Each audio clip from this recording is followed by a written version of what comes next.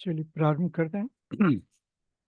नमो अरिहंताणं नमो सिद्धाणं नमो आयरियाणं नमो वज्रायाणं नमो लोये सवसावणम् ओंकारं बिंदुसंयुक्तं नित्यं ध्यायन्ति योगिनं कामदं मोक्षदं चैव ओंकाराय नमो नमः। अविरल शब्द गणोग प्रक्षालित सकल भूतमल कलंकः मुनिभिर्पासित तीर्था सरस्वती हरतु नो दूरिताम् अज्ञानतिमिरान्धानं ज्ञानाञ्जनशलाकया चक्षुरुन्मीलितं येन तस्मै श्रीगुरुवे नमः। श्रीपरम गुरुवे नमः। परम प्राचार्य गुरुवे नमः। मंगलम भगवान वीरो मंगलम गौतमो गणी मंगलम कुंद कुंदार्यो जैन धर्मोस्तु मंगलम सर्वमंगल मांगल्यम सर्वकल्याणकारकम प्रधानाम सर्वधर्माणां जैनम जयतु शासनम जैनम जयतु शासनम।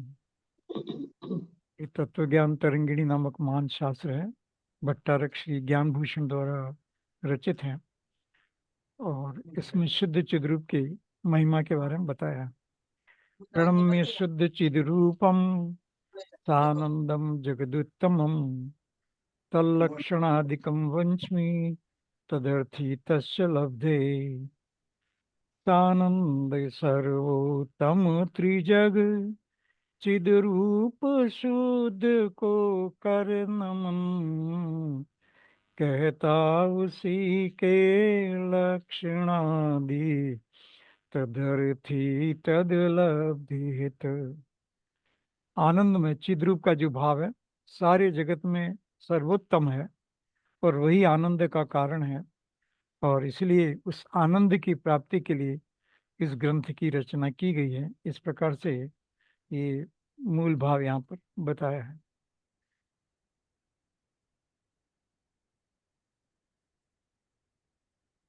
अपने दूसरा अधिकार तीसरा अधिकार चल रहा था, जिसमें ये बात चल रही थी कि अ, प्राप्ति कैसे की जाए। इसका टाइटल ही वैसे था कि प्राप्ति कैसे की जाए। तो 10वें तक लिया था हम। तो 10वां जो लास्ट टाइम पिछली बार लिया था, 10वें नंबर का जो श्लोक है, भेद ज्ञानम बिना शुद्ध रूप ध्यान संभव भवेन्नेव यथा पुत्र संभूति जनकम विनाम। भेद ज्ञान की महिमा जिनवाणी में बहुत गई, हर जगह हर शास्त्र में। भेद ज्ञान, शरीर और आत्मा दोनों अलग हैं, ऐसा भेद ज्ञान कीजिए। राग से आत्मा अलग है, ऐसा भेद ज्ञान कीजिए। कषाय से आत्मा अलग है, ऐसा भेद ज्ञान करना। और ये सार शब्द जो आता है वो इसी के लिए कि भेद करके जो सार की बात है इसको ग्रहण कीजिए। तो यहाँ पर भी 10वें श्लोक में भी जो ग्रंथकार हैं वो वही कहते हैं कि भेद ज्ञान अ, जो पिता बिन पुत्रोक्त पति जगत में संभव नहीं, क्यों भेद ज्ञान बिना नहीं है शुद्ध चिद रूप ज्ञान भी। कि शुद्ध चिद रूप का ज्ञान भी भेद ज्ञान के बिना नहीं हो सकता, क्योंकि शुद्ध चिद रूप मैं हूँ, इसका मतलब मैं दुनिया में और कोई नहीं हूँ। मैं अन्य कोई द्रव्य नहीं हूँ, मैं अन्य कोई भाव नहीं हूँ, मैं केवल एक ही हूँ। मेरा द्रव्य शुद्ध चिद रूप, मेरा क्षेत्र चिद शुद्ध रूप का क्षेत्र, ऐसा ही मेरा भाव शुद्ध चिद्रूप का भाव, मेरा समय शुद्ध चिद्रूप का ध्यान। बस इस तरह से द्रव्य क्षेत्र काल भाव सब जगह से शुद्ध चिद्रूप की धुन। तो ये भेद ज्ञान करना। छह द्रव्यों से मैं बिल्कुल भिन्न हूँ। मैं एक शुद्ध आत्मा हूँ जो दूसरे पांच द्रव्य या दूसरी जो आत्मा है उससे मैं अलग हूँ, ऐसा ही भेद ज्ञान होता है। उसी तरह से कर्म से मैं बिल्कुल भिन्न हूँ, ऐसा भेद ज्ञान होता है। तो भेद ज्ञान के कई लेवल से, मतलब अलग अलग उसके प्रकार बनते हैं। तो लेकिन भेद ज्ञान तो चाहिए। शुद्ध चिद्रूप सारे जगत से अपने आप को भिन्न कर देता है, और इसलिए भेद ज्ञान है। और इसलिए कोई पूछे कि भेद ज्ञान की बात कहाँ हुई, तो यहाँ ग्रंथकार कहते हैं कि अरे इसमें भेद ज्ञान की ही बात है। जिस प्रकार उदाहरण दिया कि जिस प्रकार पुरुष के बिना स्त्री के पुत्र नहीं हो सकता, उसी प्रकार बिना वेद विज्ञान के शुद्ध चिद्रूप का ध्यान भी नहीं हो सकता। तो इसलिए भेद ज्ञान तो करना ही है। भेद ज्ञान करके जो लक्ष्य की बात है वो शुद्ध चिद्रूप का लक्ष्य करना है। यह मेरा आत्मा शुद्ध चैतन्य स्वरूप है और शरीर आदि पर तथा जड़ है, ऐसा ज्ञान का नाम भेद विज्ञान है। देखिए, शरीर और मेरा आत्मा चैतन्य स्वरूप है, तो चैतन्य स्वरूप आत्मा को शरीर आदि अनेक पदार्थ जो इस ब्रह्मांड में अच्छे द्रव्य रूप हैं या कर्म रूप हैं, उन सबसे अलग भिन्न में एक चैतन्य स्वरूप हूँ, तो ये भेद ज्ञान, इसी का नाम भेद विज्ञान है। और जब तक ऐसा ज्ञान नहीं होता तब तक शुद्ध चिद्रूप का भी ज्ञान नहीं होता। भेद विज्ञान नहीं करेगा तो शुद्ध चिद्रूप का ज्ञान नहीं होगा। शुद्ध चिद्रूप कहने का मतलब ये है कि हम जगत के पदार्थों से अलग कर देते हैं, भेद ज्ञान कर देते हैं, और इस तरह से शुद्ध चिद्रूप के ज्ञान में भेद विज्ञान प्रधान कारण है। भेद विज्ञान किए बिना, अपने चैतन्य स्वरूप आत्मा को दूसरी बातों से अलग किए बिना चैतन्य स्वरूप या शुद्ध चिद्रूप का ध्यान नहीं हो सकता। और इसलिए भेद ज्ञान का जो मतलब कि अल्टीमेट भेद ज्ञान का जो अंतिम लक्ष्य है वो शुद्ध चिद्रूप, वो शुद्ध चिदात्मा को प्राप्त करना, शुद्ध आत्मा का ध्यान करना। तो इसलिए मतलब भेद ज्ञान करते करते शुद्ध चिद्रूप आत्मा का ख्याल आता है, और फिर उसी में जब जीव लीन हो जाता है, उसी को सर्वोत्कृष्ट मानने लगता है, तो धीरे धीरे लीन हो पाए न हो पाए लेकिन लीनता का भाव रखता है, तो वो धीरे धीरे ऐसा भेद ज्ञान करके मोक्ष मार्ग में बहुत आगे बढ़ जाता है। अब आगे, यहाँ तो पिछली बार लिया था, अब आगे लेते हैं। निर्ममत्व के बिना शुद्ध चिद्रूप का सद्ध्यान संभव नहीं दिखे। और दूसरी बात कहते हैं कि भेद ज्ञान जरूरी है, और क्या उपाय है कि निर्ममत्व, संसार के समस्त पदार्थों के प्रति मैं अलग हूँ, भेद ज्ञान, और वो मेरे काम के नहीं है, ऐसा भी उन द्रव्यों के प्रति ममता न करे, उससे मेरा कल्याण होगा, उससे मेरा भला होगा, ऐसा न माने, उसको निर्ममत्व भाव से की बात कहिए। तो अपने को अलग भी जाने भेद विज्ञान करके, और फिर किसी अन्य पदार्थ से ममता भी न करे। अलग जान ले लेकिन ममता करे तो फिर वो शुद्ध चिद्रूप का ध्यान संभव नहीं है। और इसलिए जब भी ये जीव शुद्ध चिद्रूप का ध्यान करेगा, ममत्व का अभाव होना चाहिए, या प्रारंभ में ममत्व कम हो, फिर धीरे धीरे ममत्व का अभाव हो जाए। तो उसके लिए भी एक सरल सा उदाहरण दिया है। माता पिता बिनु पुत्रोक्ति, नहीं जो त्यों हो नहीं, कर्म रज सकल संग निर्ममत्व बिना चिद रूप ध्यान भी। कि जिस प्रकार बिना माता के पुत्र उत्पन्न नहीं हो सकता, उसी प्रकार कर्म द्वारा प्राप्त होने वाले समस्त परिग्रहों में ममता त्यागे बिना चिद रूप का ध्यान भी होना असंभव है। ये परिग्रह के प्रति इस जीव को ममता है। माता भी कई बार ममता का प्रतीक है, तो इसलिए यहाँ कर्म के उदाहरण से समझाया है कि पहले पुराने वाले उदाहरण को यहाँ बदल दिया है अलग ढंग से, कि पुत्र की उत्पत्ति में माता का कारण है, लेकिन ऐसे ही शुद्ध चिद्रूप की उत्पत्ति में, उसके ध्यान में उन्हीं के प्रति निर्मम ममता कि ये मेरे नहीं है ऐसा भाव होना कारण है। वो मेरे हैं ऐसा भाव करेगा तो राग है, और ये मेरे नहीं है, सब अपने अपने कर्म से इस संसार में आते हैं, और हमें हमें तो शुद्ध चिद्रूप का ध्यान करना है, हम उससे अलग हैं, उनसे मेरा कोई संबंध नहीं है, ऐसा निर्ममता का जो भाव है, वही शुद्ध चिद्रूप का ध्यान होने में सहायक है। नहीं तो शुद्ध चिद्रूप का ध्यान, बात वही कि वही जो हम जिनवाणी में पढ़ते हैं, मतलब कोई नई बात नहीं है, लेकिन प्रस्तुति का ढंग नया है। जैसे 5 पाप है तो परिग्रह पाप माना है, और परिग्रह में ममता बुद्धि को छोड़ना, परिग्रह मेरा है ऐसा बुद्धि को छोड़ना, वही सम्यक दृष्टि की पहचान है।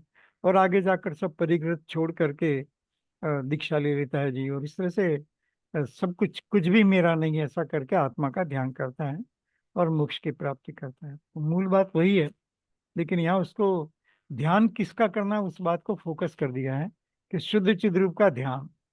और ये शुद्ध चिद्रूप का ध्यान जब तक कहीं पर भी ममत्व बुद्धि पड़ी हुई है, तब तक उसका ध्यान नहीं हो सकता। तो इसलिए शुद्ध चिद्रूप का ध्यान के लिए आवश्यक है कि जगत के पदार्थों के प्रति परिग्रह के प्रति ममता का भाव त्याग करे, अर्थात वो मेरा नहीं है, मेरे काम का नहीं है। कदाचित छोटी अवस्था में, गृहस्थ अवस्था में परिग्रह हो भी सही, लेकिन कम से कम उसके प्रति ममत्व तो छेड़े ना। ये सब कुछ मेरा है, इसके बिना मेरा अस्तित्व क्या है, कम से कम इस प्रकार की तो बात छोड़े। ऐसा विचार करे कि हम ट्रस्टी हैं, बस ये जब तक हैं तब तक इसकी वैल्यू है, बाकी क्या है, ये तो हमसे अलग ही है। तो भेद ज्ञान भी हो गया और निर्ममत्व का भाव भी हो गया। यही मेरा जीवन है, यही मेरी पहचान है, ऐसा न करके इसी से मेरा बच्चों का कल्याण होगा, इतनी सारी लंबी चर्चा न करके केवल मात्र जाने, जैसे किराए के मकान में रहते हैं ना, या किसी का अ, उधार लिया गया चीज को भोगते हैं, बस इसी तरह से ये संसार में परद्रव्य हैं, ये हमारे नहीं है, हम तो केवल अ, उसके संसार दे मतलब पहले दिशा में, मुनि दिशा में तो वो भी संभव नहीं, ऐसा विचार करना भी संभव नहीं है। लेकिन जब गृहस्थी है तो ऐसा विचार कर सकता है कि हम तो उसके ट्रस्टी मात्र हैं। और जैसे मंदिर को आता है, मंदिर के ट्रस्टी मतलब मंदिर के मालिक नहीं हो, उसका ध्यान रख रहे हैं, ऐसे ही हम शरीर इत्यादि का ध्यान रखते हैं, या संपत्ति का ध्यान भी रखें कदाचित, लेकिन उसमें ममता का भाव नहीं होना चाहिए कि मेरी है, इसके बिना मेरा कोई अस्तित्व नहीं है, ऐसा ना माने। तो ऐसा जो भाव है वो निर्ममत्व है, मतलब ये मेरे नहीं है, ऐसा भाव आना चाहिए। उस भाव के बिना, यदि वो मेरे नहीं है ऐसा मानता है, तो निरंतर परद्रव्य की चिंता बनी रहती है, धन दौलत की चिंता बनी रहती है, पुत्र आदि के परिवार के लोग, तो उनकी चिंता बनी रहती है, और उसके कारण से पुत्र पुत्री सब आ गए, तो परिवार के लोगों की चिंता बनी रहती है, और वो ममता का चिन्ह है। और जब तक इस प्रकार की ममता है, तब तक शुद्ध चिद्रूप का ध्यान संभव नहीं है। तो इस तरह से पहले भेद ज्ञान की बात की और फिर निर्ममत्व कहा। भेद ज्ञान करके भेद ज्ञान करते ही रहना नहीं है, उसमें से क्या ग्रहण करने योग्य है और क्या ग्रहण करने योग्य नहीं है, ऐसा निर्णय करना। तो जो परद्रव्य हैं वो मेरे नहीं है, ऐसा निर्णय करना, और मेरा आत्मा ही मेरा सब कुछ है, ऐसा करके शुद्ध चित रूप को ग्रहण करना और पर का त्याग करना। पहले ज्ञान में त्याग होता है, और बाद में जब समय आता है तो परद्रव्य का भी त्याग हो जाता है। पहले अपना नहीं मानता, वहां से शुरुआत होती है, और जब अपना नहीं मानता है तो समय आने पर उसको छोड़ भी देता है। तो ये ध्यान के प्रसंग बताए कि शुद्ध चिद्रूप का ध्यान करने के लिए कौन कौन सी बाधाएं पैदा हो सकती हैं। तो ये भेद ज्ञान नहीं करेगा तो बाधा पैदा होगी। उसी तरह से ममता का भाव रखेगा परिवार के प्रति या धन दौलत के प्रति, तो ध्यान में बाधा आएगी। और इसीलिए हमारी जो पद्धति है भारत में कि वो ये सब दीक्षा ले लेते हैं, सब कुछ त्याग करके एकांत में जा करके आत्मा का ध्यान करना, क्योंकि वो सब ध्यान में बाधा पैदा करते हैं। तो ध्यान में बाधा के जो कारण हैं उनको हटाना, वो बाहर से अ, होना चाहिए, क्योंकि उसके बिना शुद्ध चिद्रूप का ध्यान नहीं हो सकता। तो ये सब त्याग इत्यादि त्याग के लिए नहीं है, शुद्ध चिद्रूप का ध्यान करने के लिए है। और वो शुद्ध चिद्रूप के ध्यान में बाधा करते हैं, इसलिए उनको छोड़ा जाता है, छोड़ने के लिए नहीं छोड़ा जाता है। या छोड़ दिए तो अपने आप ऑटोमेटिक हो जाएगा कुछ, ऐसा भी नहीं है। ऑटोमेटिक धर्म हो जाएगा क्योंकि मैंने दीक्षा ले ली, ऐसा भी कुछ नहीं है। तो दीक्षा लेकर के शुद्ध चिद्रूप का ध्यान करता है, निवृत्ति लेकर शुद्ध चिद्रूप का ध्यान करता है, तो ही वो मोक्ष मार्ग में है, नहीं तो वो मोक्ष मार्ग में नहीं है। वो बाहरी कंडीशन तो पूरी कर दिया, लेकिन अंदर की जो शर्त है शुद्ध चिद्रूप का ध्यान, वो पूरा नहीं हो पाता है, इसलिए मोक्ष मार्ग में पूरी तरह से नहीं लग पाता है। अभी और भी इस तरह से जो ध्यान के लिए जो बाधक कारण बनते हैं, मतलब शुद्ध चिद्रूप का ध्यान नहीं होने देंगे, उनके और कारणों की चर्चा यहाँ पर करते हैं, या कैसी स्थिति होनी चाहिए जहाँ शुद्ध चिद्रूप का ध्यान हो सकता है। चिंता रहित एकांत स्थल, भेद ज्ञान अनुभव्यता, परिपाकवती ही निकट हेतु, ध्यान के निर्मोहता। इसलिए बात सिद्ध हुई कि चिंता का वह चिंता रहित, कोई चिंता हो तो फिर ध्यान नहीं कर सकता, और चिंता करने की जरूरत नहीं, क्योंकि ममत्व से चिंता होती है। जैसे ही ममत्व का वहां गया तो चिंता नहीं होगी। और इसीलिए यहाँ पर कहा, सबसे पहले कहा कि चिंता का अभाव, ममत्व होगा तो चिंता होगी, ममत्व नहीं रहता चिंता नहीं होगी। इस तरह से चिंता का अभाव एक यहाँ पर कारण बताया, नहीं तो शुद्ध चिद्रूप का ध्यान नहीं हो सकता। दूसरा, एकांत स्थान। यदि एकांत स्थान नहीं है तो बाहर में जो कुछ घटना होती रहती हैं वो जीव के भावों को प्रभावित करती रहती हैं, और इसलिए एकांत स्थान बहुत जरूरी है। और इसीलिए दीक्षा लेकर कई बार जंगल इत्यादि में ही रहते हैं। पुराना स्वरूप तो वही है, आजकल थोड़ा सा परिवर्तन आ गया है, तो वो एकांत स्थान में रहना बहुत जरूरी है। तो तीसरा बताया आसन्न भव्यपना की, जिसको जो बहुत ही निकट भव्य है, बहुत ही जल्दी मोक्ष में जाने वाला है, उसको तो इस शुद्ध चिद्रूप की बात जमेगी। और जिसका मोक्ष बहुत दूर है उसको शुद्ध चिद्रूप की बात नहीं जमेगी। वो कहेगा ऐसा कैसे होगा, तरह तरह के प्रश्न करेगा कि इतने सही हो जाएगा क्या, और कोई मार्ग नहीं है क्या, दूसरा कुछ नहीं करना पड़ेगा क्या।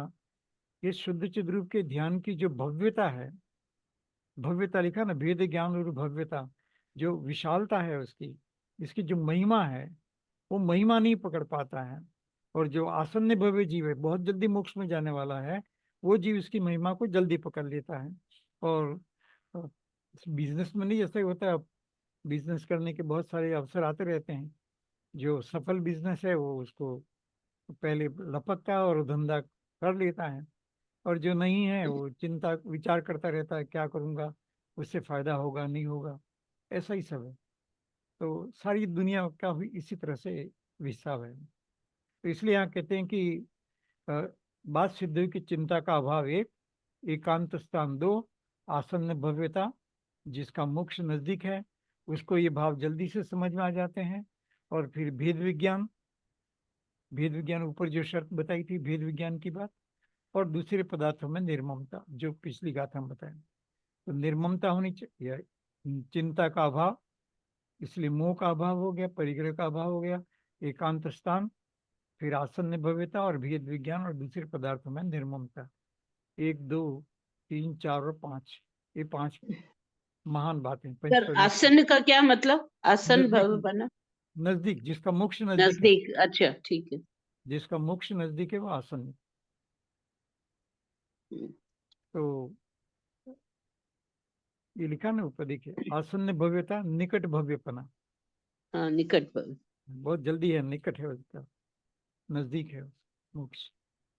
क्योंकि मोक्ष जल्दी जाना है तो वो भाव तो आएगा नहीं, तो मोक्ष कैसे जाएगा। तो इसलिए जिनका मोक्ष नजदीक है उनको तो ये बात बहुत अच्छी लगती है, और जिनका मोक्ष बहुत दूर है तो वो तरह तरह के प्रश्न करते रहते हैं, कभी जिनवाणी के आधार से, कभी अपने अनुभव के आधार से, कि वाह, एक बात करने से हो जाता है क्या, इतनी सच्ची बात, सरल बात है, तो पहले से ही किसी को हो जाता। ऐसा अनेक तरह से प्रश्न करते हैं। चलिए कोई बात नहीं। तो ये शुद्ध चिद्रूप के ध्यान में कारण है, इसके बिना शुद्ध चिद्रूप का कदापि ध्यान नहीं हो सकता, कभी नहीं हो सकता। क्योंकि एकांत तो चाहिए, चाहे कमरे में बैठे एकांत तो चाहिए, नहीं तो चिंता चिंता हो तो भी ध्यान नहीं लगेगा शुद्ध चिद्रूप में। आसन्न भव्यता और भेद विज्ञान और पदार्थों में निर्ममता, ये पांच कारण है। ये पांच परमेष्टि की तरह ध्यान के लिए बहुत ही उपयोगी चीजें हैं। बाहरी इन कारणों के बिना ध्यान संभव नहीं है।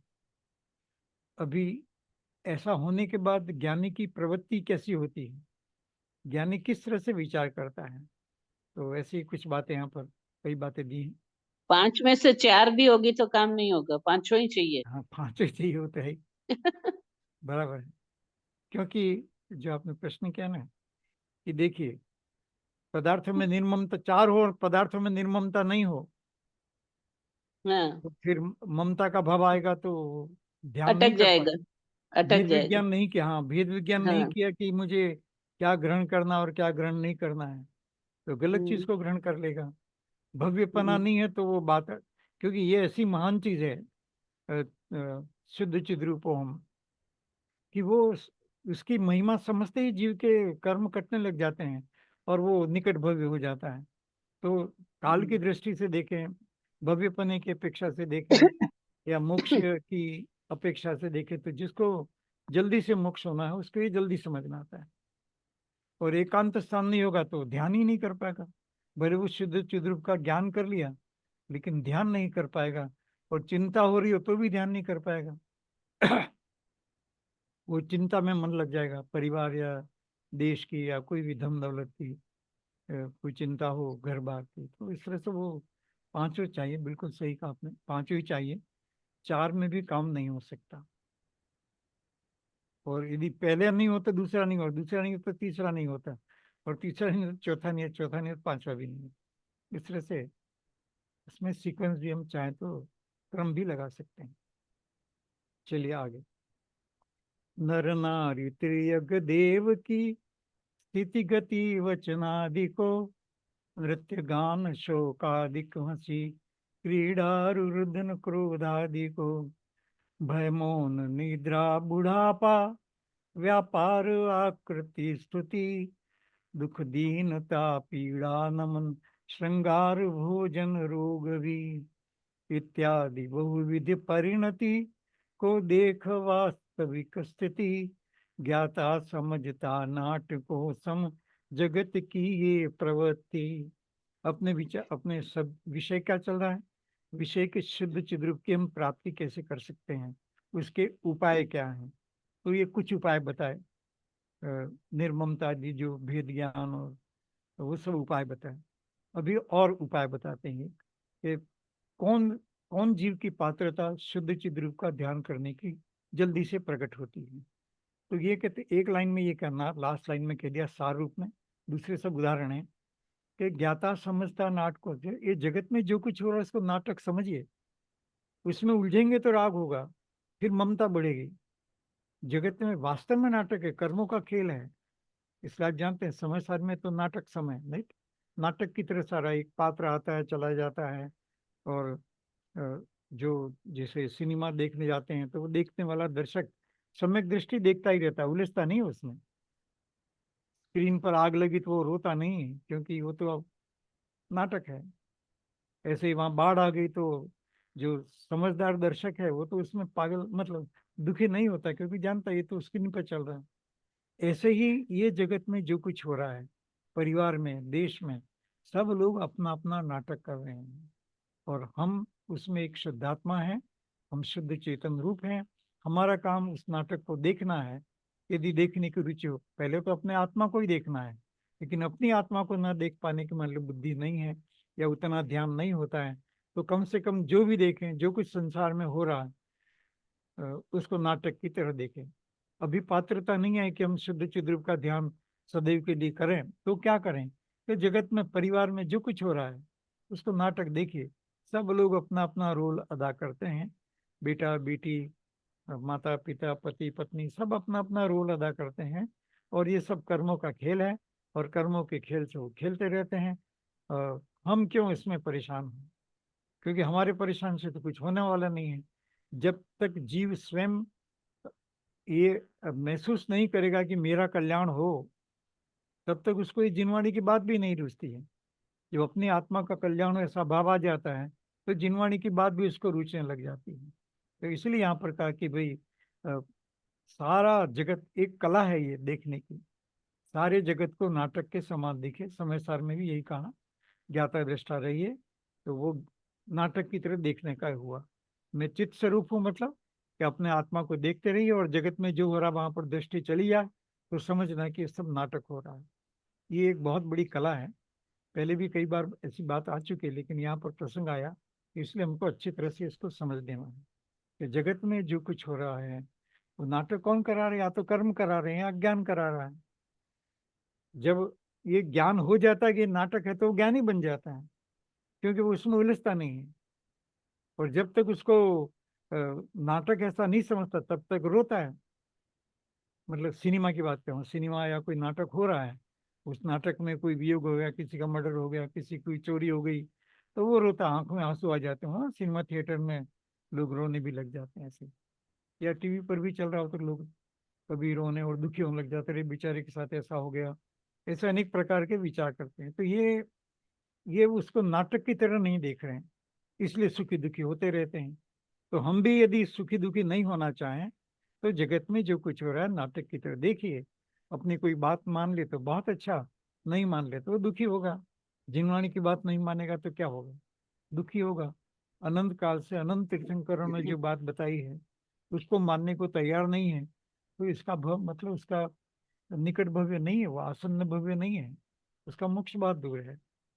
तो हमें जगत को नाटक की तरह देखना है। इस बात को कितना भी लंबा चौड़ा करके समझाए, हमें समझना यही है। चलिए कुछ उदाहरण लेते हैं जो शास्त्र में दिए गए हैं। जो मनुष्य ज्ञानी है, देखिए ज्ञानी का लक्षण ये कि नाटक की तरह देखे, संसार में जो हो सके थोड़ा बहुत हस्तक्षेप करके स्थिति ठीक बनती है तो ठीक है, नहीं बनती है तो छोड़ दे उसको।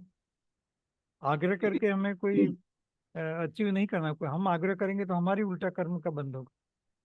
तो कभी परिवार के प्रति, देश के प्रति, समाज के प्रति भाव आता है कि हम कुछ इस बात कहें और हमारे ज्ञान से हम सोचते हैं कि समाज का, देश का, लोगों का कल्याण ऐसा होगा, तो जिनवाणी के आश्रय से बोलते हैं। पर वो मानने को तैयार नहीं है तो क्या कर सकते हैं। तो हम तो दुखी नहीं हो सकते ना। डॉक्टर ये बताए कि भाई ऐसा ऐसा करो तो तुम ठीक हो जाओगे, ये मत खाना, ऐसा बताए, ये दवाई लेना, वो बताए, लेकिन वो घर आकर बैठा रहे, उसकी बात को न माने तो खुद मरता है, मतलब जल्दी से मर जाता है। बस ऐसा ही यहाँ पर है। तो नाटक की तरह देखिए सारा जो कुछ संसार में हो रहा है। अभी एग्जाम्पल्स दिए देखिए।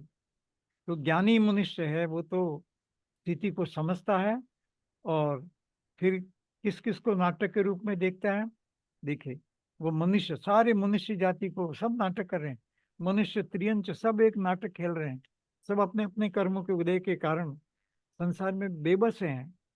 वो दया के पात्र हैं, उन पर कोई न तो राग करने लायक है न द्वेष करने लायक है। अधिक से दया के पात्र है वो, क्योंकि वो कर्म को, किसी को बीमारी है, किसी को पैसे की प्रॉब्लम है, किसी को और बाहर में स्थिति है, किसी को कोई छोड़ करके चला जाता है, किसी के डिवोर्स हो जाता है, किसी की मृत्यु हो जाती है परिवार में। तो अनेक कारण बनते हैं दुखी होने के। लेकिन जो समझदार व्यक्ति है, जो ज्ञानी है, वो तो जानता है कि संसार की यही रीत है। जो जन्मता है वो मरता है, अपने अपने कर्म के उद्देश्य से मरते हैं और अपने अपने कर्म के उद्देश्य से जीते हैं। तो हमारा उसमें है क्या। तो इसलिए सारी मनुष्य जाति में लड़ाई, युद्ध, कुछ भी, भारत पाकिस्तान की लड़ाई, कुछ भी, ये सब अपना अपना नाटक है। नेता अपना नाटक खेलते हैं, सेना अपना काम करती है, और बस पॉलिटिशियन, राजनीतिक नेता अपनी रूल करते हैं। इस तरह से संसार चलता रहता है। स्त्री, स्त्री भी कर्मों का खेल है। अपने ही कर्म के उदय के कारण स्त्रीपना मिल, पुरुषपना भी ऐसा ही है। अपने ही कर्मों के उदय के कारण मिलता है, और कोई पुरुष पने को भूखता है, कोई स्त्री पने को भूखता है तो वो नाटक। न तो कोई स्त्री है न पुरुष है, आत्मा तो आत्मा है। और आत्मा का कोई नाम नहीं है, न स्त्री है न पुरुष नाम है। आत्मा तो आत्मा है, शुद्ध चिद्रूप है। शुद्ध चिद्रूप का और कोई नाम ही नहीं है, निर्नाम है। कोई आत्मा का नाम नहीं होता। सिद्ध भगवान के कोई नाम नहीं होते। वो भूत निगम, भूत नए से हम बोलते हैं कि ये महावीर भगवान की आत्मा है, ऐसा। बाकी कोई नाम नहीं होता। तो हमारा स्त्री होना, पुरुष होना, या त्रियंश होना, जानवर होना, देव होना, या किसी भी गति में जाए, वो सब गति कर्मों के बंध के कारण जीव की दशा। कर्मों का बंध मतलब अज्ञान। ऊपर आया था ना, अज्ञानी, ज्ञानी और अज्ञानी। तो अज्ञान के कारण ये है, जानता नहीं कि वो कर्मों का खेल है। वो जानता नहीं, इसलिए वो कहता है कि अरे मैं इसको सुधार करके रहूंगा, वो मेरी बात को नहीं मानता है, कैसे नहीं मानता है, ऐसा झगड़ा उड़ के सब कुछ इस तरह से करता रहता है। तो सारी की सारी गतियां अज्ञान के कारण मिलती हैं। किसका अज्ञान? मैं शुद्ध चिद्रूप हूँ, उसका ज्ञान नहीं। मैं शुद्ध चिद्रूप हूँ, उसका ज्ञान नहीं। आत्मा का ज्ञान न होना वही अज्ञान, और कोई अज्ञान नहीं है जगत में। बाकी तो सब अपने अपने ज्ञान के क्षोभन से जीव, कोई कंप्यूटर में होशियार है तो कोई बिजनेस करने में होशियार है, और कोई होशियार नहीं भी है। सब ऐसा ही, कोई गाने में होशियार है, नृत्य लिखा ना, कोई गाने आया नृत्य गा, कोई गाने में होशियार है, कोई बोलने में होशियार है, कोई शोक करता है, दुखी रहता है, अरे उसका मरण हो, क्या करें, हमारे तो ऐसा हो गया। बस जिंदगी भर उसी दुख को लेकर बैठा रहता है। कई पुरुष ऐसे होते हैं जो पत्नी की डेथ हो जाए मान लो पहले, तो जिंदगी भर ऐसा ही सोचते रहते हैं, अब तो मैं, मेरा जीवन बिगड़ गया, अब मैं क्या करूंगा, दुखी दुखी हर समय। जब भी बात करो, मिलो तो वही बात करेंगे। ऐसे ही कुछ स्त्रियां भी, जब भी बात करो, भाई वो चले गए, अब मैं क्या करूं, बच्चों का मुझे ही संभाल, कुछ भी इस तरह से बातें करेंगे। तो वो, तो फिर वो अज्ञानी है, मतलब उनको संसार की स्थिति मालूम नहीं है। ये तो कर्म के उद्देश्य से किसी भी जीव का कभी भी मरण हो सकता है, कभी भी वियोग हो सकता है, और कर्म के उद्देश्य से संयोग भी होता है। लेकिन वो ऐसा ही करते रहते हैं। जन्म मरण हो गया ऐसा बोलते हैं तो कहते हैं कि कोई बात नहीं, मुझे तो 7 जन्म तक वही चाहिए, जन्म जन्म मुझे वही पति चाहिए। अरे तेरे मनुष्य पने का ठिकाना नहीं है, पति पने का कहाँ ठिकाना है? कैसे मिले? कुछ भी बोलते हैं, ज्ञान के कारण जगत की स्थिति को नहीं समझते, कौन किस गति में कैसे जाता है वो समझते नहीं, और शोक करते रहते हैं। तो इत्यादि सबको नाटक की तरह देखना, तो अंदर में लगाव नहीं रहता, राग नहीं रहता है, तो जीव शुद्ध चिद्रूप का ध्यान कर सकता है। और देखिए क्रीड़ा, खेल इत्यादि, ये टीम जीत गई, ये टीम हार गई, या पिकनिक, इसको भी क्रीड़ा कैसा है समझ लिए। पिकनिक आदि में जाते हैं या खेल खेलते हैं, उसमें हार गए तो क्रोध आता है, जीत गए तो मान का भाव आता है। तो इस तरह से क्रीड़ा को भी, क्रीड़ा को गेम की तरह, गेम को गेम की तरह देखिए। बोलते भी है ना, स्पोर्ट्समैन को दुखी नहीं होना चाहिए, कभी जीत जाते हैं कभी हार जाते हैं। क्रोध आदि को भी, क्रोध भी आ जाए तो उसको, उसके ज्ञाता दृष्टा बने रही, नाटक है, कर्म का उदय है, आ गया तो आ गया। अब क्यों आया ना, मेरे को तो मैं तो पापी हूँ, या तो कुछ करने की जरूरत नहीं है। भूल जाइए और क्रोध में उलझिए मत, ये भी एक नाटक था मत। तो उसको ऐसा जान करके लेना चाहिए। क्रोध, मान, माया, लोभ, सभी के भाव, कभी मायाचारी का भाव भी आ सकता है, लेकिन आ गया तो नाटक की तरह मानिए। पहले तो ना आए, कर्म के उदय से आ भी सकता है, तो उसको नाटक की तरह मानिए। उसी तरह से मौन को भी, कोई मौन रहता है, कोई बात बोलता है तो मौन कर रहा, वो भी एक तरह से नाटक है, क्योंकि शुद्ध आत्मा का ध्यान न करे और खाली मौन व्रत ले ले तो क्या मतलब है? शुद्ध आत्मा के ध्यान के लिए मौन रखे तो कुछ मतलब ही निकलता है। लेकिन शुद्ध चिद्रूप का ध्यान न हो और मात्र मौन को ले ले, तो वो भी नाटक है। ऐसा भय, डर लगता है, वो कुछ डर सचमुच कुछ है नहीं, जो है वो है, और वो घटना घटना तो घट भी सकती है, लेकिन हम उसके कारण दुखी हो जाते हैं। मतलब ये सब जो बातें बताई उनको लेकर सुखी दुखी होने की जरूरत नहीं है, और घटनाएं घट गई, जीवन में घटती रहती हैं, तो उसको एक नाटक की तरह लेना, और अपने को ज्यादा चिंता में नहीं तो बताया था, चिंता वाली बात, चिंता का भाव, नहीं तो चिंता होगी, और चिंता होगी तो पहली शर्त है कि आत्मा का ध्यान नहीं हो सकता। चिंतित व्यक्ति आत्मा का ध्यान नहीं कर सकता, शुद्ध चिद्रूप रूप का ध्यान नहीं कर सकता, क्योंकि वो चिंता में ही मग्न है, डूबा हुआ है। तो भय, हंसी, हंसी हंसी मजाक करते हैं, तो आज शुद्ध चिद्रूप का ध्यान कहाँ होगा? वहां तो पर द्रव्य को लेकर किसी की मजाक करना है। उस तरह से बुढ़ापा, बुढ़ापा का रोना रोते रहे, बुढ़ापा तो आएगा, वो तो स्वाभाविक व्यवस्था है, संसार में सबको आया और अपने को भी आएगा, कोई अपन पहले व्यक्ति तो नहीं है जो बूढ़े हो रहे हैं। तो नाटक है ये, कभी जवान थे, कभी बालक भी थे, और बूढ़ापना भी आ गया, और कभी डेथ भी हो जाएगी, क्या है उसमें रोना धोना की क्या बात है? जो करना सको तो करो, नहीं तो शुद्ध आत्मा का ध्यान करो बस। मैं शुद्ध चिद रूप ये मानो, बुढ़ापा एक नाटक है आत्मा का, मतलब कर्म के उदय के कारण। उसको नाटक को नाटक की तरह आत्मा तो कभी बूढ़ी होती नहीं है, ना आत्मा कभी जवान होती है। हम जवान, बूढ़ापना, ये सब कर्म के उदय से होता है शरीर में, और उसको लेकर दुखी होते हैं। तो कर्म में तो ऐसा ही होना है। आज तक कोई जिया नहीं है, और आज तक कोई व्यक्ति 100 साल जिया हो और 100 साल तक यंग रहे, ऐसा संभव नहीं है, सामान्य की बात करें, वो चौथे काल और वो बात अभी नहीं। तो बस ऐसा ही है। तो क्यों दुखी हो? बुढ़ापा हो तो भी क्यों दुखी हो? किसका रोना रोए?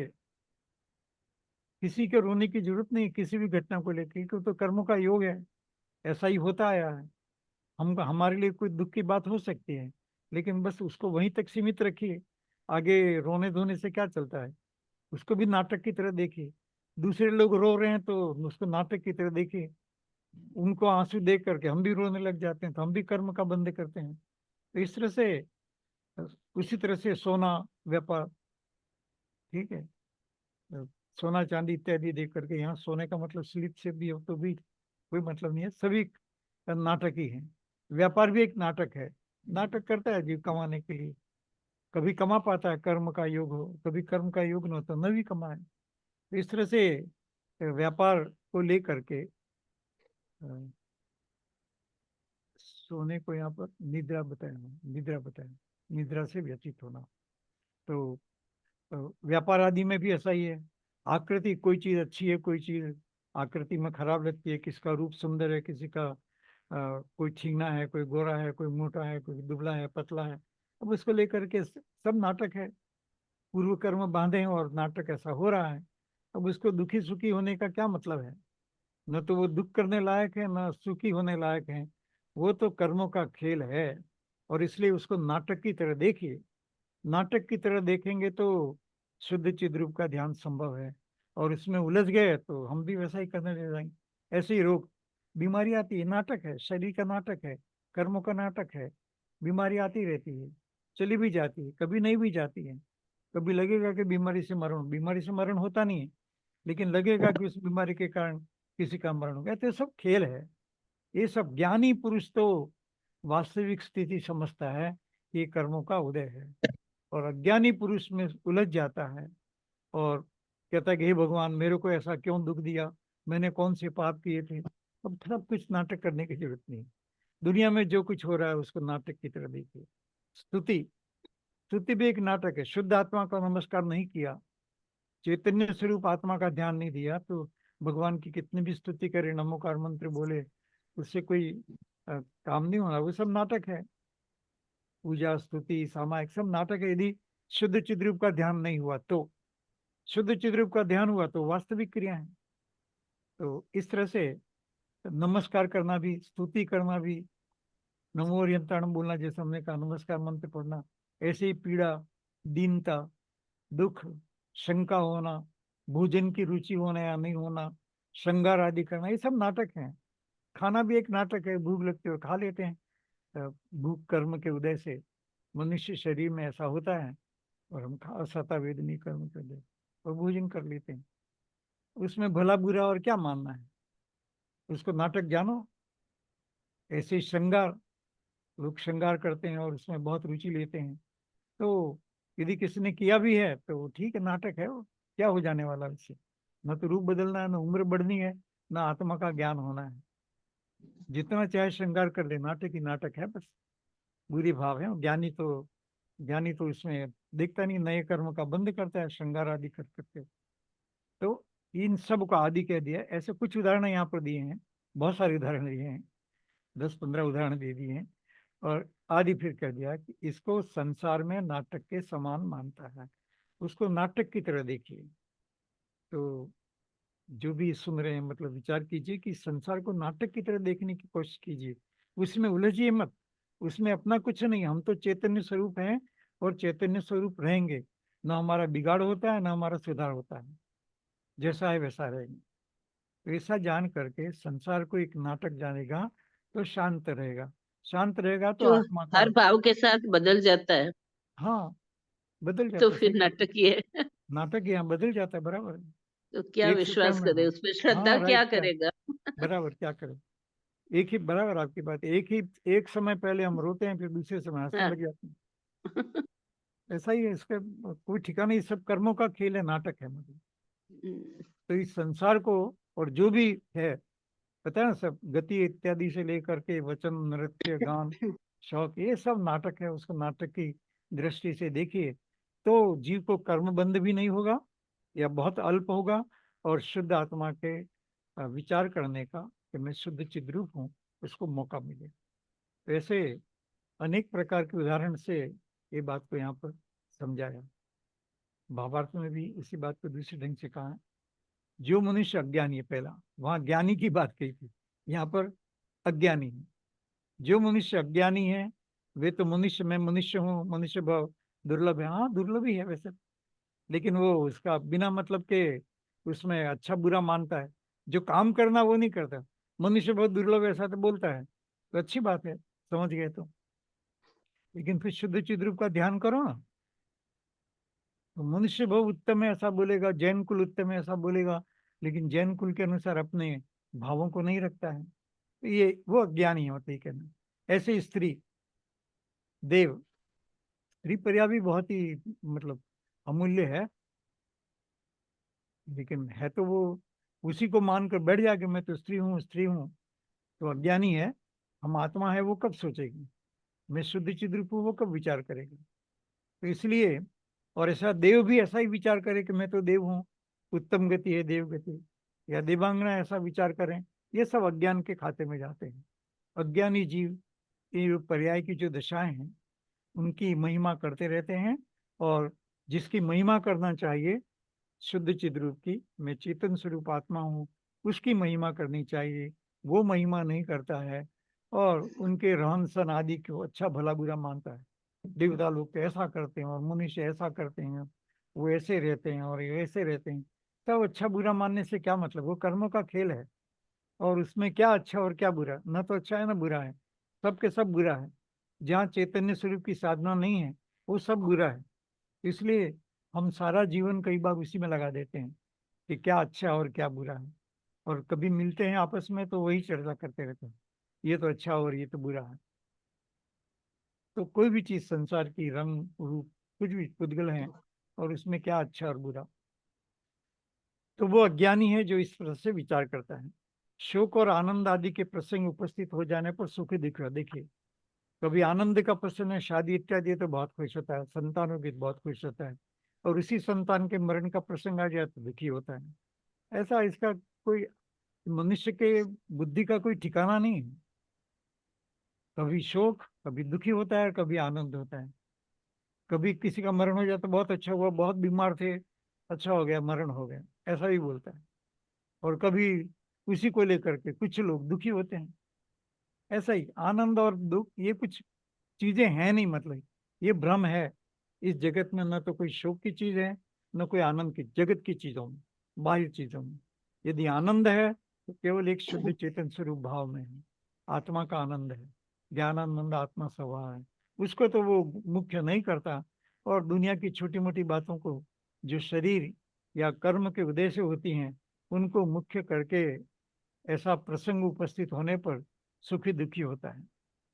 परंतु ज्ञानी मनुष्य भी, अज्ञानी क्या करता है वो बता दिया कुछ एग्जाम्पल लेकर के।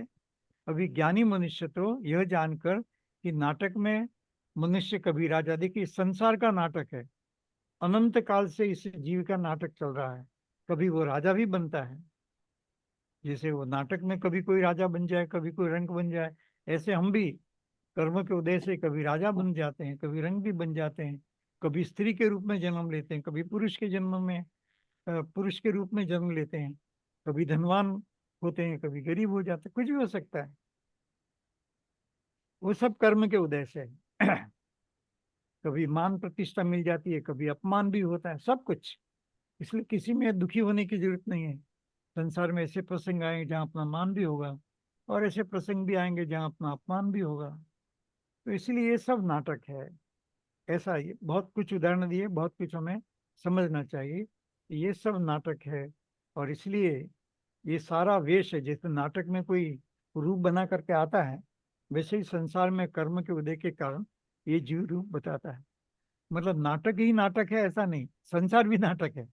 मतलब नाटक को नाटक कहते हैं जो थिएटर में या सिनेमा में देखने में आता है, वही नाटक नहीं है। ये जो साक्षात जो इस दुनिया में हो रहा है, चारों गतियों में, सारे ब्रह्मांड में, देव गति में भी, नरक गति में भी, कहीं पर भी, त्रिंच गति में जो कुछ हो रहा है, सब के सब नाटक है। अपने अपने कर्मों के हिसाब से जीव सुखी दुखी होते रहते हैं, और इसका मूल कारण है कि उसने चैतन्य स्वरूप आत्मा को नहीं समझा। मैं शुद्ध चित्त स्वरूप हूँ उसको नहीं जाना, और इसीलिए संसार में नाटक चलता रहता है। और नाटक में जैसे, नाटक में कोई रोए तो नाटक ही है ना, नाटक करता है ऐसा लगता है ना। बस ऐसे ही हम संसार में रोते, वो भी नाटक ही है किसी घटना को लेकर। ऐसे ही वो नाटक में कोई प्रसन्नता दिखाता है, वैसे ही हम जगत में ही प्रसन्नता दिखाते हैं। तो ये सब नाटक है। शुद्ध चिद रूप को भूल करके जो कुछ भी हो रहा है इस संसार में वो सब नाटक है। चाहे जिसको हम नाटक कहते हैं वो नाटक हो, या जिसको हम नाटक नहीं कहते असली है, वो असली है, वो भी नाटक ही है। असली बोलते हैं ना, जो कुछ हो रहा है ये तो असली हो रहा है, असली वो भी नाटक है। शुद्ध चिद रूप के सामने, शुद्ध आत्मा के भाव के सामने सारा का सारा नाटक है। बस ये वेश धारण किया है। हम कभी बूढ़े हो जाते हैं और कभी जवान हो जाते हैं, वेश है। मतलब कभी स्त्री बन जाते हैं, कभी पुरुष बन जाते हैं, ये सब वेश हैं। कभी त्रियंज गति में चले जाते हैं, कभी देव बन जाते हैं, ये सब वेश हैं। बाहर के। छह ढाला में आया ना, अनंत बार मुनि व्रत धारा, हाँ बस सब फिर भी करके। कार्य तो नहीं हुआ। हाँ हाँ बस अनंत बार सब चारों गतियों में अनंत बार घुमा। चारों गतियों। हाँ अनंत बार घुमा और मुनि व्रत भी अनंत बार लिया, सही बात है। हाँ। तो बस अभी वेश है ये सब, वेश धारण कर लेता है। उसी प्रकार इस जीव के कभी मनुष्य बन जाता है और मनुष्य की पर्याय मिल जाती है, कभी स्वस्थ रहता है कभी बीमार हो जाता है, नाटक है बस। जैसे जैसे कर्म का उदय हो तब तक स्वस्थ रहता है, कर्म का उदय अलग तरह से आ जाता है तो बीमार हो जाता है। कभी लंबी बीमारी पर भी मरण नहीं होता, और कभी छोटी सी बीमारी में एक दिन में हार्ट अटैक में या कोई भी एकदम मृत्यु हो जाती है। तो ये सब ऐसा ही है, सब नाटक है, सब कर्मों का खेल है। कोई आश्चर्य नहीं है और कोई इसमें कोई दम नहीं है। लेकिन ये संसारी जीव सब महिमा को, अरे अचानक हार्ट अटैक हुआ, एक दिन पहले तो मैंने देखा था, अभी 2 घंटे पहले तुम्हें मिला था, ऐसी बात कर रहे थे, अभी एकदम पता नहीं क्या गया हो गया। इस संसार में तो ऐसा ही होता है, भगवान अन्याय करते हैं, अच्छे लोगों को पहले संसार से उठा दे। अरे भाई तुम भगवान को एडवाइस देने लग गए, ये कौन हो? पहले तो भगवान कोई करता नहीं है, भगवान ने किसी को उठाया नहीं है, भगवान तो अपने ध्यान में मस्त हैं। वो कर्मों के कारण कोई जल्दी भी उठ जाता है, कोई देर से भी उठता है, कोई क्या कर सकता है। अभी लीला बहन के हुआ ना। हाँ हुआ बिल्कुल। अचानक ही एकदम। हाँ अचानक एकदम हो गया, ऐसी कई अच्छे घटना भले सुनने में थे दिन भर, बराबर है। प्रतिष्ठा में हाँ थे हाँ दिन भर। हाँ राइट राइट बिल्कुल। तो संसार में कभी ऐसी अचानक घटना होती है, कभी लंबे समय तक कोई बीमार रहता है। अब तो कल ये वहाँ तो पूना में एक महाराज साहब के हुआ था, 68 डेज का संतारा आया। हाँ लिया होगा। तो ये सब ऐसा ही है इस दुनिया में, वो सब कर्म के उदय से सब कुछ चलता रहता है। इस दुनिया में कोई आश्चर्य की बात नहीं है और कोई दुखी होने की बात नहीं है, कोई प्रसन्नता की बात नहीं है। क्योंकि सब के सब नाटक हैं, जैसे नाटक में झूठा हंसते हैं झूठा बोलते हैं, ऐसे ही दुनिया में जो कुछ हो रहा है सब झूठ झूठ और झूठ है। केवल मैं एक शुद्ध चिद्रूप स्वरूप हूँ, वो सत्य है, उसी से हमारा कल्याण हो सकता है। अन्य किसी भावना से हमारा, मतलब आत्मा के लिए झूठ है, घटना है तो सही है। किसी को बुढ़ापा है तो बुढ़ापा तो सही है, बुढ़ापा गलत नहीं है, लेकिन बुढ़ापे का जो मतलब योग मिल रहा है वो कर्म के उदय से मिल रहा है। और ये आत्मा के लिए नाटक है।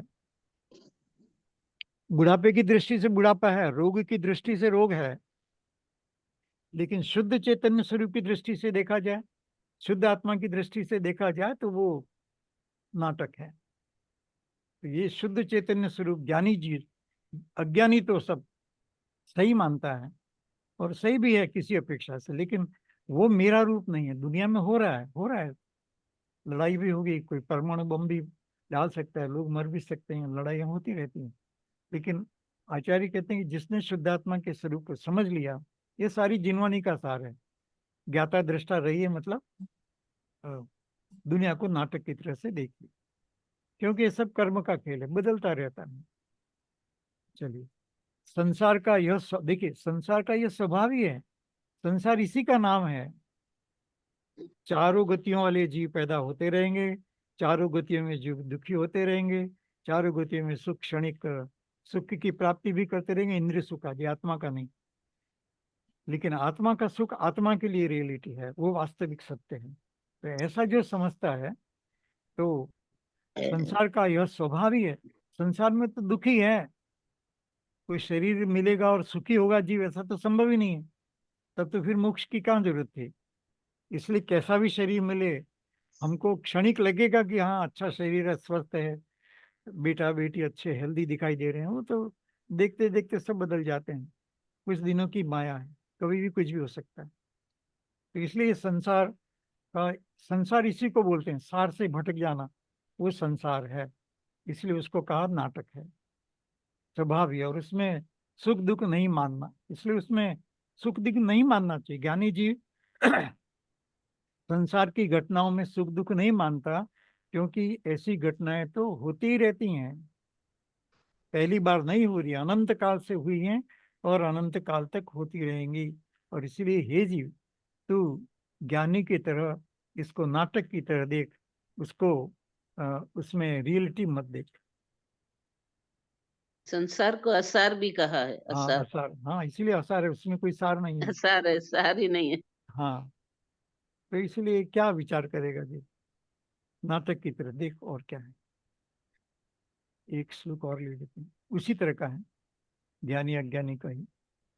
तत्वविदों में श्रेष्ठ का लक्षण बताते हैं, जिसके विवेकी चित्त में सिंहासनस्थ चक्री, उसका चक्रेशु पर दया बहु कैसा गुणवान यही आकृति में। विश्वनंदी तू कैसा शरीर से ग्रस्त हो गया है।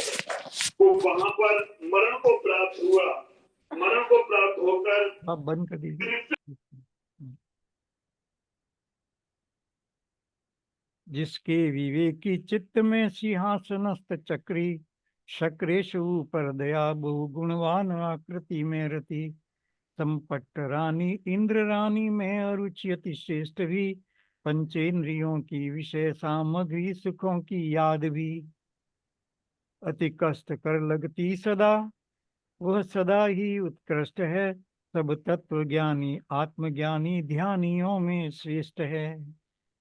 ये कह रहे हैं कि ज्ञानी जो जीव है वो क्या विचार करता है कि जिस मनुष्य के हृदय में सभा में सिंहासन पर विराजमान हुए चक्रवर्ती, यदि हम चक्रवर्ती को देखें तो क्या विचार करना चाहिए, उसके पुण्य का उदय है, ऐसा विचार करना चाहिए। तो ज्ञानी जन कहते हैं कि ऐसा विचार मत करो, उस पर दया करो कि ये भटक रहा है, पता नहीं आत्मा का नहीं समझेगा, ध्यान नहीं, किसी पुण्य के उदय से चक्रवर्ती बन गया, लेकिन मैं शुद्ध चिद्र स्वरूप में ऐसा विचार नहीं करेगा तो पता नहीं कौन सी गति में चला जाएगा।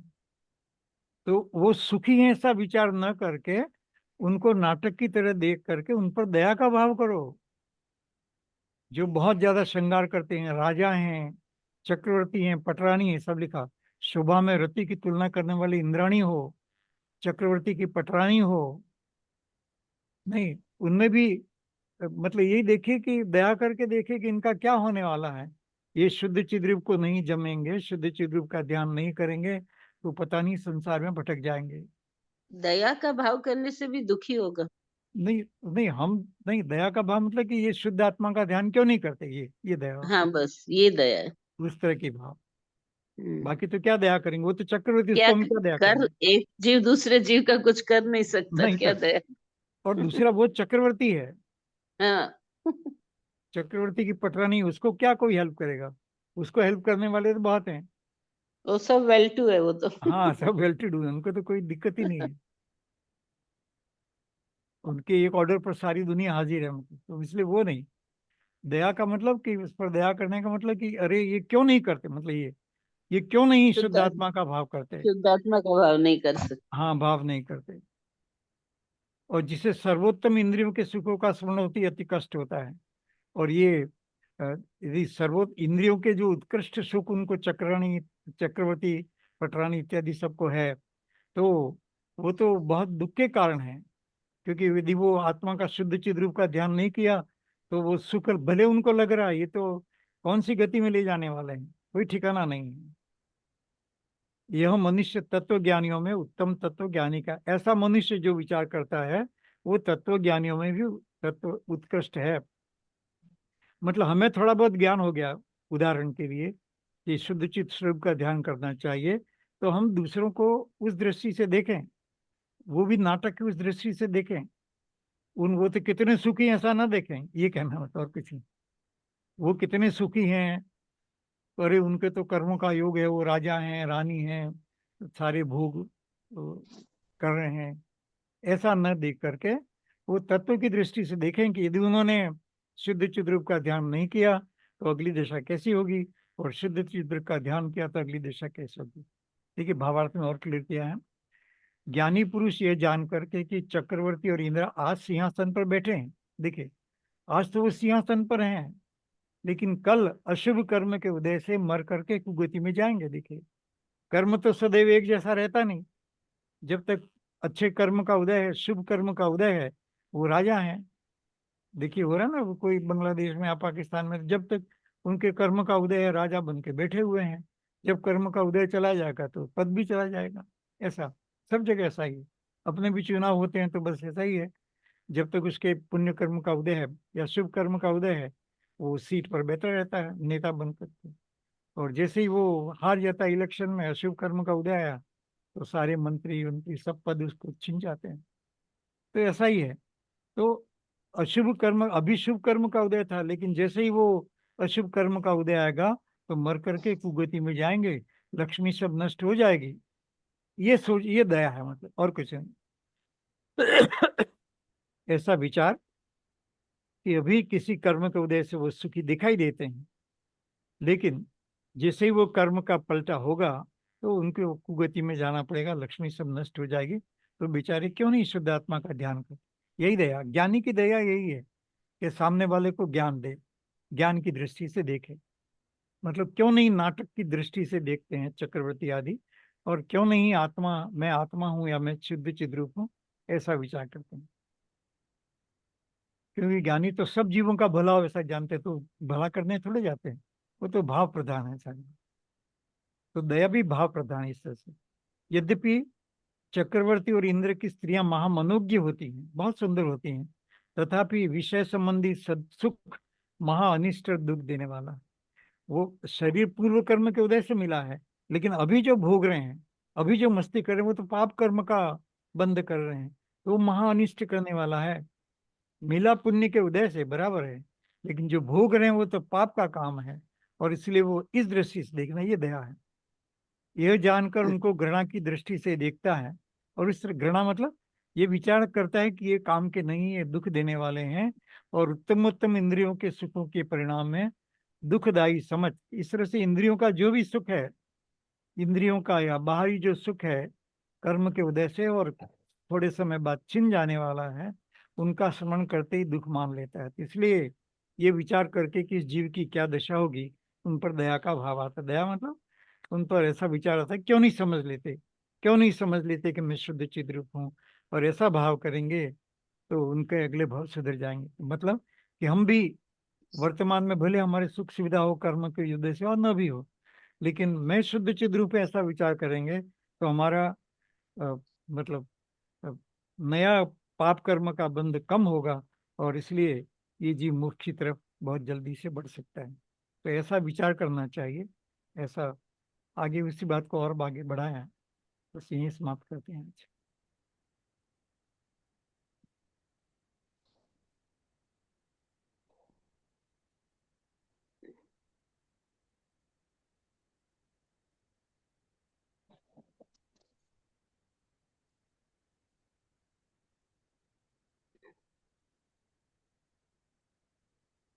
पुष्पा जी, आपका नंबर बदल गया क्या? पर लेफ्ट लिखा है ना, लेफ्ट। हाँ, आपने क्या आज ज्वाइन किया ना, इसलिए मैं विचार करना कि आज क्या कर हुआ। लिया क्या ज्वाइन वापस? हाँ। नहीं, वो बॉम्बे गई थी शायद इसलिए अच्छा अच्छा, चलो कोई बात छोड़ नहीं, दी। ज्वाइन किया तो अच्छी बात।